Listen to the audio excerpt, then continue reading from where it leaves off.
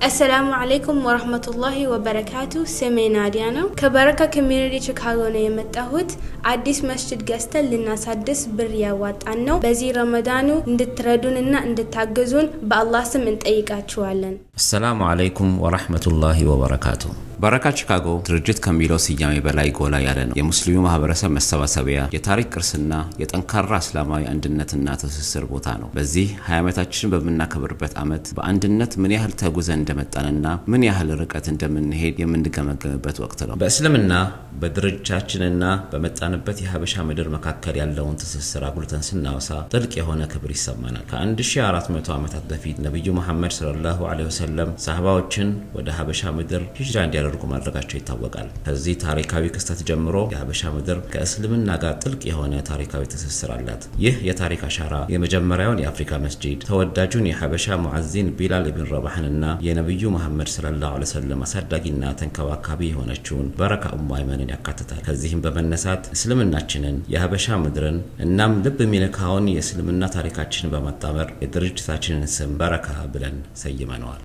አንድ ስም ሲወጣ ከቁርአን ወይም ከሐዲስ ከሆነ ሁሉንም ሰው ያስማማዋል። በዚህ መሰረት በረካ ብለን አውጥተናል። ለምሳሌ ይሄ ስም ፈንድራይዝ በየቦታው እየሄድን በምንጠይቅበት ወቅት እኛ ከአርዱል ሐበሻ ነን፣ ከቢላል ኢብኑ ረባህ ሀገር ነው የመጣ ነው፣ ከመሊክ ነጃሽ ሀገር ነው የመጣ ነው ብለን በምንልበት ወቅት ከበረካ ኡሙ አይመን ሀገር ነው የመጣ ነው ስንል የማይሰጠን የለም፣ የማይደሰት የለም፣ የማይወደን የለም። ስለዚህ ይሄ በረካ የሚለው ስም አያይዞን ሁላችንንም አንድ አድርጎን ከየትም ሀገር ይምጣ፣ ከየትም ክፍለ ሀገር ይምጣ፣ ከፈለገው ብሔረሰብ ይምጣ፣ ከምንም ይምጣ፣ በረካ የሚለው ስም ሁላችንንም አንድ አድርጎን የያዘና ተወዳጅ የሆነ ስም ስለሆነ ለዛም ነው አላህ በረካ ያረገን።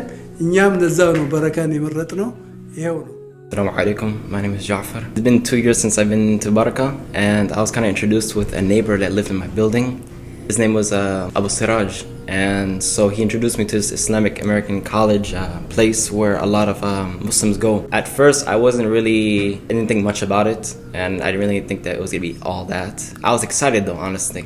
When I got introduced to it, first Friday youth program, I believe, I started to kind of like get a little more comfortable and speak to people. My favorite thing about Baraka really, honestly, is the connections and people. I have a friend named Hamdi here, and I'm glad that, I got to know him more. It means a lot to me. I couldn't say that I would know where I would be without Baraka. I mean, I guess we would never know, really. So I'm glad, alhamdulillah. በረካ ከተመሰረተበት 2005 ዓመተ ምህረት ጀምሮ በሩን ለቺካጎና ለአካባቢው ያሉ ሙስሊሞች በመክፈት ታላቅ እስላማዊ አስተዋጽኦ ማድረግ ላይ ይገኛል። ከነዚህም ጥቂቶቹን ለመጥቀስ የልጆች የቁርአን ትምህርት፣ የተለያዩ እስልምና ላይ ያተኮሩ ትምህርቶች፣ የረመዳን ኢፍጣርና ተራዊህ፣ ዓመታዊ ፒክኒክ፣ የወጣቶችና የሴቶች ፕሮግራም እንዲሁም የቀብር አገልግሎቶች ይገኙበታል።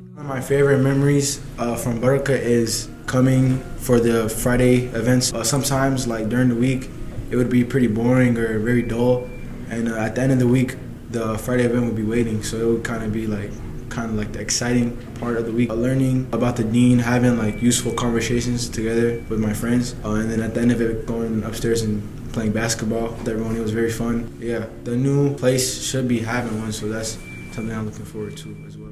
ኮሚኒቲያችን ያደገ መምጣቱና ለረጅም ዓመታት ተከራይተነው የነበረውን ቦታ ለማጣት በመቃረባችን ለኮሚኒቲው መስጊድ ለመግዛት ተነሳሳን። አልহামዱሊላህ በአላህ እገዛ በአጭር ጊዜ ውስጥ ስፋቱ 20,000 ስኩዌር ፊት የሆነ ታሪካዊ ህንጻ ልንገዛ በቅተናል። ይህም ቦታ በቺካጎ ኤጅ ዋተር አካባቢ የሚገኝ ሲሆን ለወንዶችና ለሴቶች የሚሆን ሰፊ መስገጃ ቦታ፣ የኮሚኒቲ መሰባሰቢያ ስፍራ እንዲሁም ጂምናዚየምን ያካተተ ነው። ይህንን መስጊድ ለመክፈትና አገልግሎት ለመጀመር ሰፋ ያለ እድሳት የሚፈልግ ሲሆን የኮሚኒቲያችንን እንዲሁም የቺካጎና የመላውን ሙስሊም እርዳታ ለማግኘት የተረባረበን እንገኛለን። ክፍል ነች፣ አንድ ክፍል ቤዝመንት ነች። እንደዛው ስንል ዱዓ እናደርጋለን። ሁሉ ጊዜ ስንወጣ ያ አላህ ከዚህ ቤዝመንት አውጣን፣ ያ አላህ ከዚህ ቤዝመንት አውጣ ብለን ዱዓ እናደርጋለን። ስንል ኢስላሚክ ኮሌጁን የሚመሩ ሰዎች አዘኑና የሆነ ቦታ አከራዩን፣ ሰፋ ያለ ቦታ አገኘን።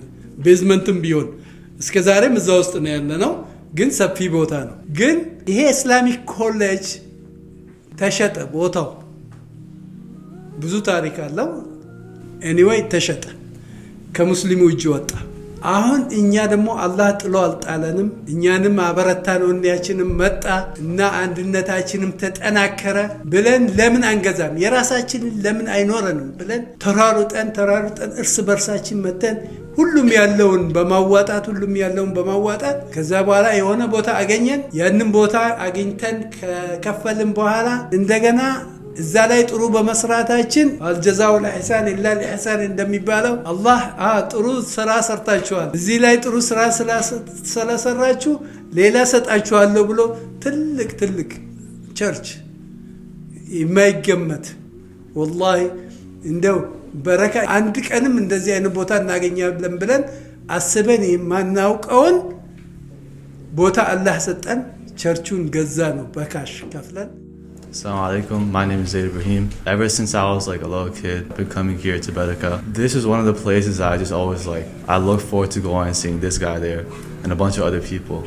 I bonded with a lot of people through playing basketball at the gym here at AIC and just having a good time in general, you know? And now we bought a new place, we bought a church, we're turning into a masjid.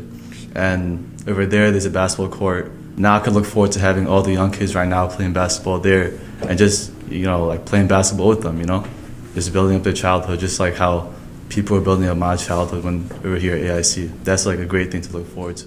I think Barakah is extremely important to my life just because I think everybody deserves to have some sort of community in their life where they feel safe to just be themselves. And a lot of the times in my life I don't feel like I can go to a space where I can just be myself without judgment or without someone asking a question about why I'm wearing hijab, why do I do this, why did I pray. Coming to Barakah and everybody is wearing hijab, everybody is praying, everybody understands what kindness is and how to sort of support each other in the proper ways, and it feels so safe to be here where I don't have to think about what are they thinking about me. Everybody's doing the same thing, everybody thinks the same way, everybody's there for Allah subhanahu wa ta'ala and to meet new people and to create connections. My favorite thing about Barakah are the youth programs where me and my friends usually socialize, we read Quran, we decorate our beautiful masjid, we have amazing qiyams here, we eat amazing food. I really enjoy it. ይህንን ህንጻ እድሳቱ ተጠናቆ ለአገልግሎት እንዲውል $900,000 የሚፈጅ ስራ ያስፈልገዋል። ይህንን ፕሮጀክት ለማሳካት እርስዎም በዱዓ እንዲሁም የቻሉትን ያህል የገንዘብ ድጋፍ በማድረግ ይተባበሩን። ስለ ፕሮጀክቱ ተጨማሪ መረጃ www.barakahchicago.org በሚለው ድህረ ገጽ ላይ ይገኛል። የዚህን መስጂድ ግንባታ ዛሬውኑ በመደገፍ ኢንሻአላህ የአኺራ ቤትዎን ይሰራሉ። ጀዛኩሙላሁ ኸይረን ወሰላሙ አለይኩም።